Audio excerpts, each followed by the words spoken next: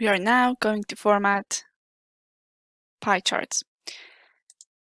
We need to select the pie chart, go to the Format pane, and then amend various options. We have the legend here, which we can turn on or off. We can also amend the colors to any individual sets of colors as we want.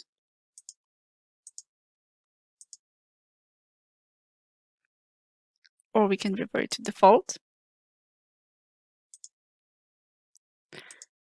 We can specify what we want to appear for the data labels, and we can do the percent of total, or we can only do the category. We can only do the data value, or just the percent, and any combination of the above, including showing everything. We can also amend the color of this, and how we want to display the units. We can always revert to default.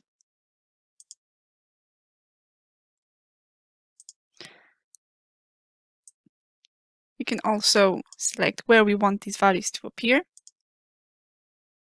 or whether we prefer them inside or outside.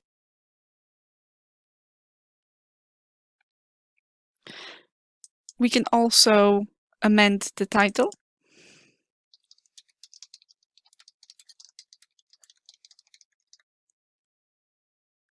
or we can turn it off completely.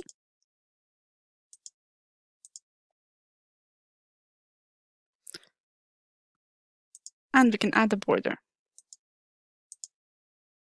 so that we can now see the border there. The difference between this and the donut chart is the thickness of the donut, which can be done in the Shapes menu. And in here, we can specify how thick or thin we want it.